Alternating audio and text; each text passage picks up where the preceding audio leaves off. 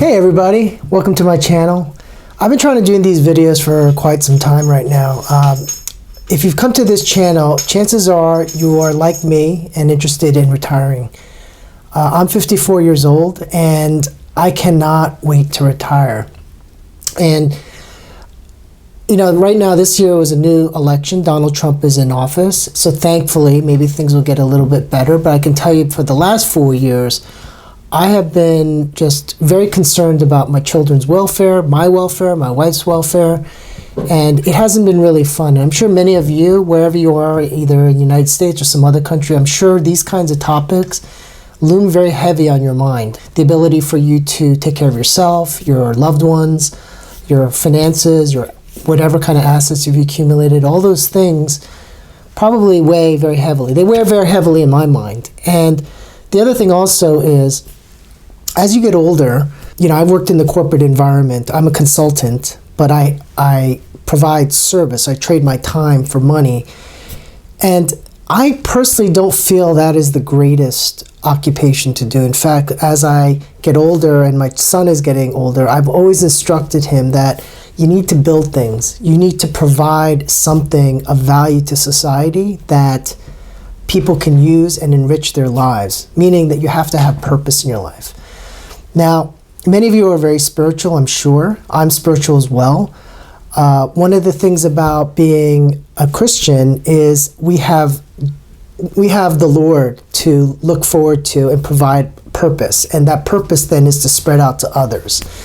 But for those of you who are not spiritual, for example, still we strive to have purpose in our life. And I think that is what's lost in the way our economy is structured.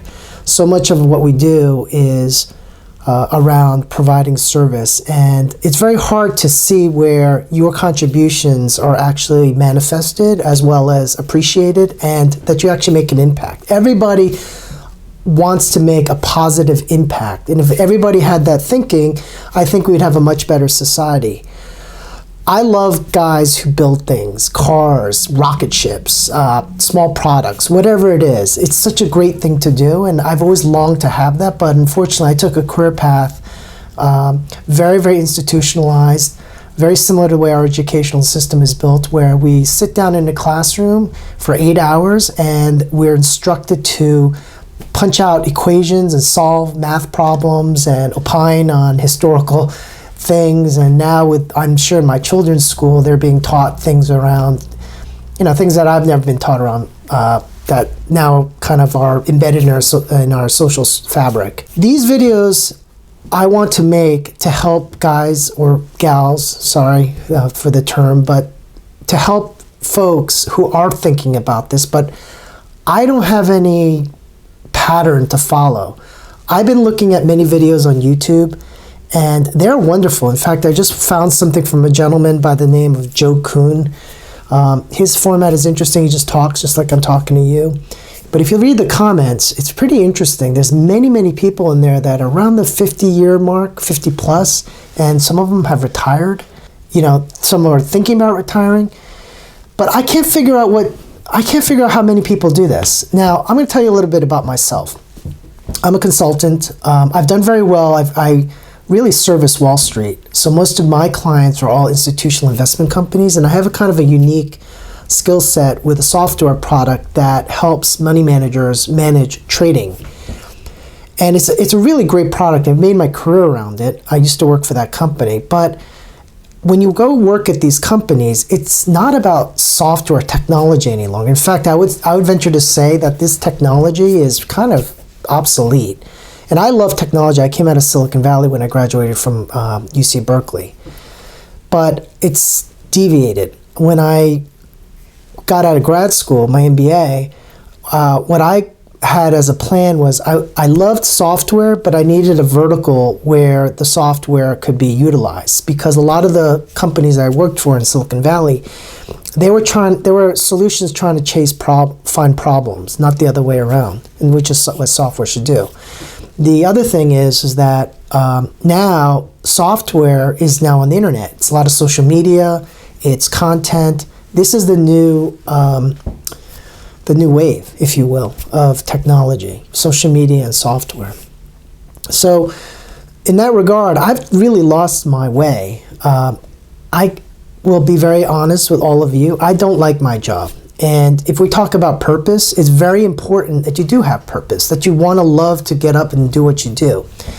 My wife, she's a florist, and she works insane amounts of hours. The other night, she did an all-nighter. We went on a Saturday. My family, we come there to help her.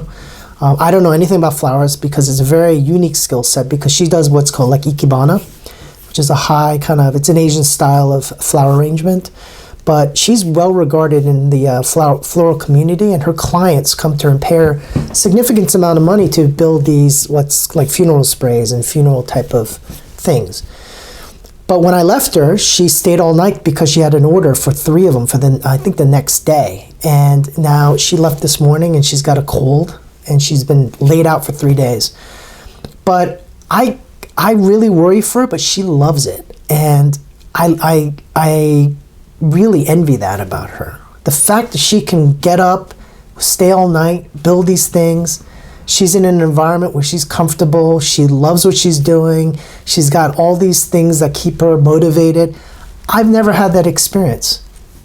And I think for many of you, we're chasing things like money. And unfortunately in our society, the way I've seen it structured, we are paying taxes more to pay the government with what we do to sustain ourselves. You have to pay taxes in order to sustain ourselves, and it's mostly that. I've heard that some computations where the first quarter of every year is mainly you're working for the government so that you can pay those taxes. To me, that's just a very lopsided kind of structure. And quite frankly, now at 54, I'm really very tired of it. The other thing also is if you have children, I have a teenage son who is a sophomore, and I have a teenage daughter going through middle school. If you look at the cost of education, it is unbelievable. I heard from the other day from a friend of mine that it's something like $300,000. I mean, that's the cost of a home. So imagine if you have 2 children, you got to pay for that. That is the next greatest bubble in the world. I don't understand why education should be so expensive, especially since many of it's on the internet. Like technology, everything is on the internet. You can learn anything software-wise on the internet. If you want to do something in civics, you can learn it on the internet. So I really question the value, especially what children are learning today, about education. But I digress. The thing that I'm more concerned about now at 54 is when can I retire? When should I retire? And quite frankly, right now, I'm actually thinking about doing it, but I don't know what the best way is to do it. My major fear, and I think that's the biggest thing that every person who does and who has anything is about fear. The fear of not having something to do, the fear of not having money, the fear of some kind of event happening. But what I've seen through most of these videos that is a common theme throughout is your health. Because what's different about your age versus somebody 65 or 70 is your health. And many people think lifespan is a metric for health. It's not. Your health is the metric and what you can do in the time period that you can do things. So for example, at 50, my children do jiu-jitsu. I started jiu-jitsu with them because there was a couple things. One, I couldn't find an activity that I wanted to do that kept me in shape. Thankfully, I stopped drinking alcohol, and that helped a lot, which for those of you, I would urge you to please stop drinking alcohol. It is really bad for you. And there are medications you can take from the doctor, which I took a medication and it really worked. And I have no longings for having any alcohol. Maybe a beer once in a while. It's nice to have a cold beer. But that is a major factor for a lot of problems with people, is consumption of very, very bad foods and things like alcohol. So for those of you, please stop drinking. And the second thing also is you need an activity. Going to the gym, used to go to the gym a lot. It's not fun. It's a solitary activity. You're kind of lifting weights. You're getting on a treadmill. The motivation is not there. So I did jiu-jitsu because I saw my kids doing it. They're very good at it. But children tend to be all over the place. They don't have the kind of discipline and focus. So I said to them, I want to do that, and I want to do it so that I can do it with them eventually, because jiu-jitsu is something you can do up to your 70s. So that was a very big factor in my decisions about retiring. The most important thing is to be healthy. And I think it's important that you have activities that will keep you healthy. Other people do biking, things like that. So I'm going to keep it short here. I'm going to produce more videos for you about different aspects of retirement. Come with me on my journey. I'm starting it. I'm going to try and do videos all the time because basically I know nothing. And maybe you can benefit from the things that I find on the internet, like from Joe and others.